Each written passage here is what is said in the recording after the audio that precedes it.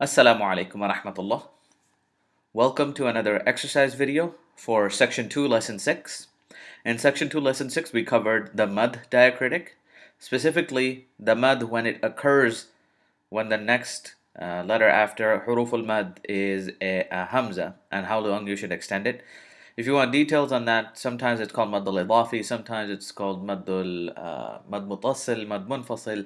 If you want details on that, you can go back to the section 2 lesson 6 video and you can get detailed on that.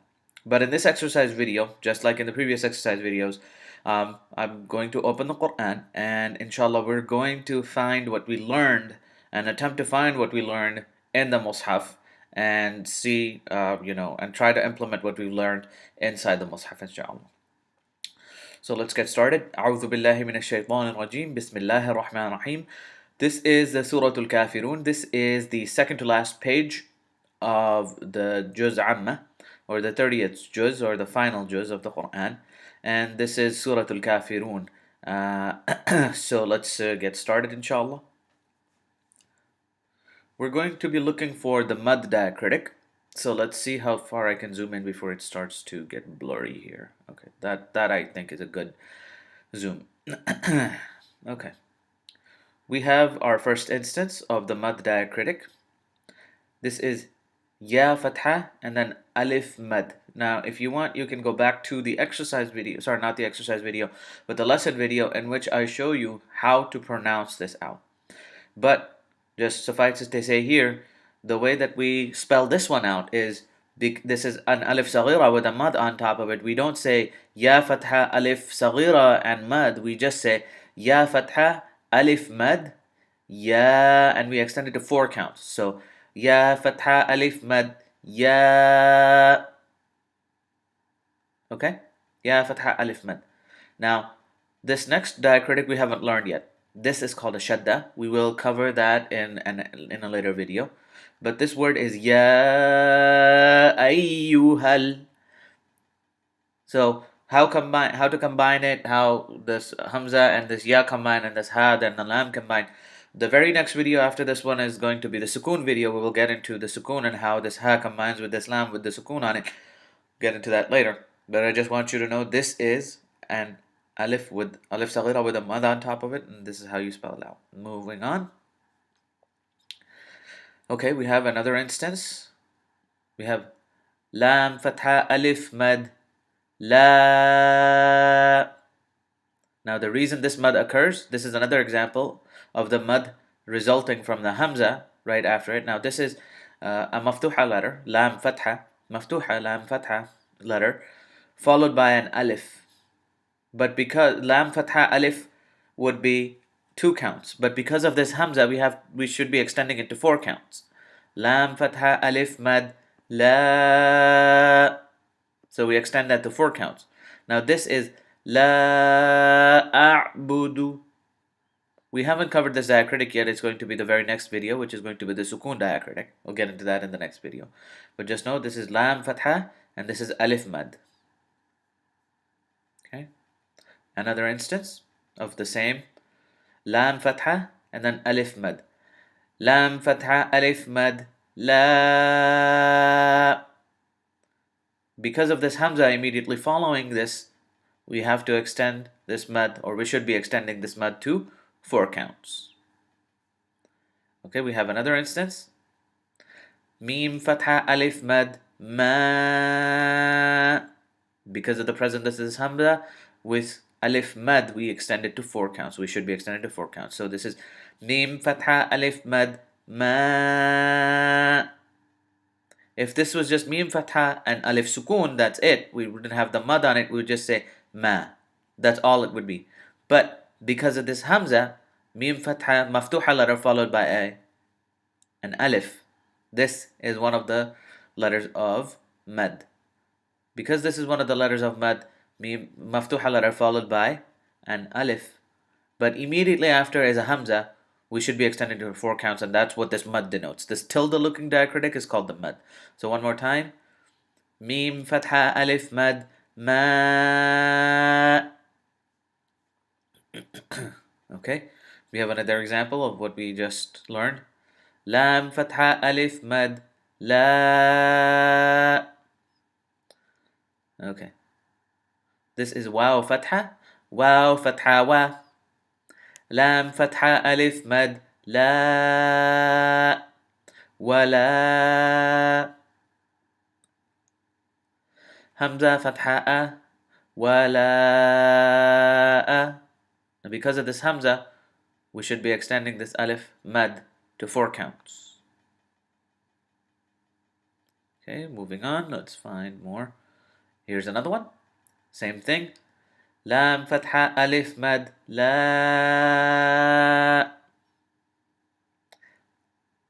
Lam fatha alif mad la.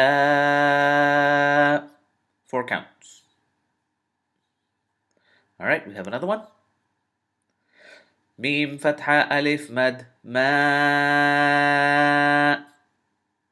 Because of this hamza, this mad exists and it should be extended to 4 counts.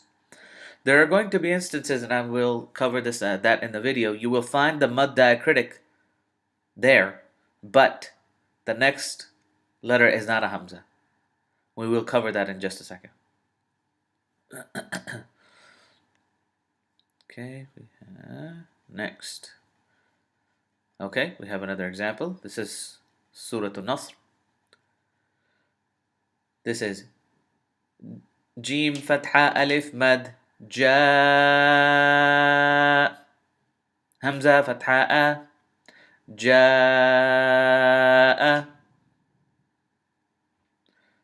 So I'll spell this out. Hamza Kasra'i. Zal Fatha Alif Sukun. Za. إذا. جيم فتحة ألف مد جاء. إذا جاء. همزة فتحة أ. إذا جاء.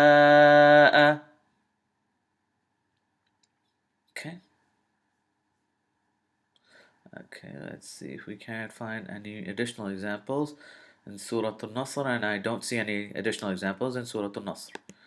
Okay, let's move on to Surah Masad. Surah Al-Masd. Masad is... Okay, we have our first example.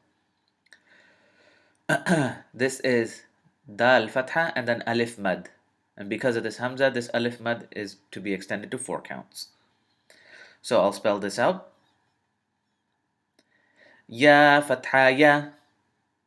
Dal Fatha Alif Mad Da. Yada. Yada. We have another example.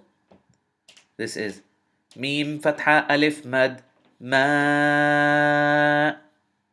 Mim Fatha Alif Mad Ma. 4 counts because of this, because of the presence of this Hamza. Maftuha letter followed by an Alif, which becomes one of the Huruf al-Mad. We've covered that in a previous lesson.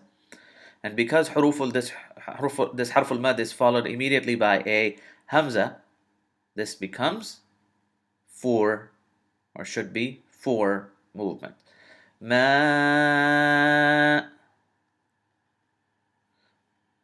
Okay. All right. That's it as far as this page is concerned. I don't want to, there's seldom a page will go by in which you will not find examples of this type of mud.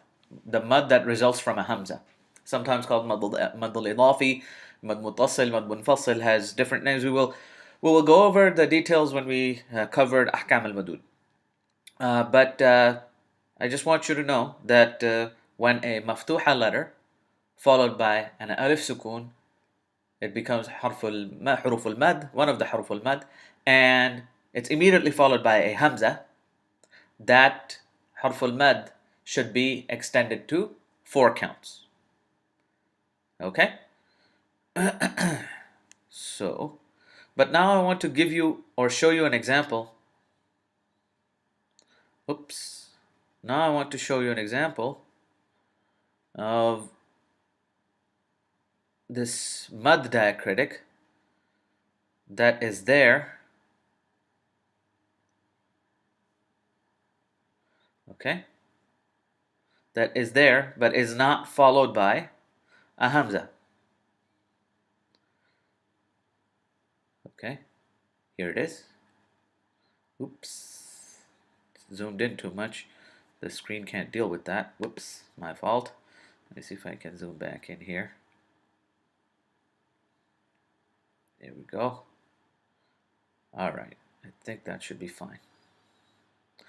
Okay.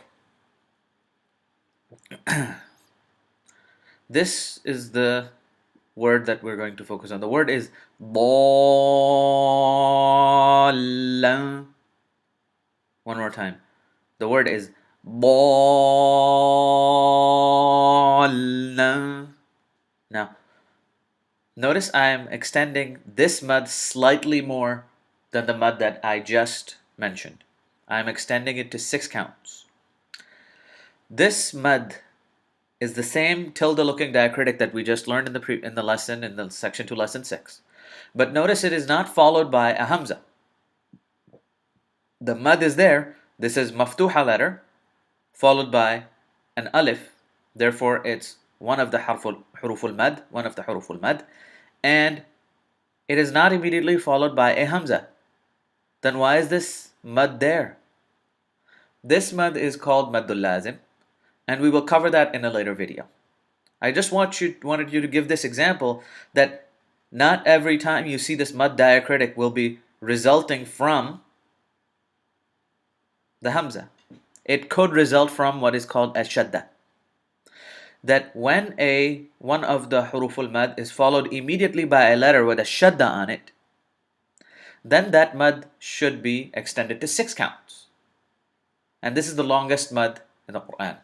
6 counts, maddul lazim. 6 counts. The word is ضَالًّا. 6 counts. This alif, we're extending its mad, its elongation to 6 counts. And that's because of the shadda. We will get into this and why this and how to pronounce and the shadda and the details of it later. But notice, I just wanted you to know that this is one of the cases, this is one of the instances that the mad does occur, but the mad does not occur because of the hamza, but occurs because of the shadda. We will go into that later. But let's contrast this immediately with this hamza right here. Oh, sorry, this mad right here. The word is عائلا. One more time. عائلا. Now this one I'm not extended to 6 counts. Why? Because even though it's ayn fatha, so maftuha letter followed by an alif, so with one of the huruful mad, and immediately following is a hamza. So therefore this is one of the hamzas, or this is one of the mudud that we covered in section 2, lesson 6. This is one of them. So it should be extended to 4 counts. But the one that we were looking at up here, let me see if I can put them in the same screen right here. This one is extended to 6 counts because of the presence of the shadda. This one, this mad right here is extended to 4 counts because of the presence of this hamza. Okay? So just wanted to give you that quick contrast between the two.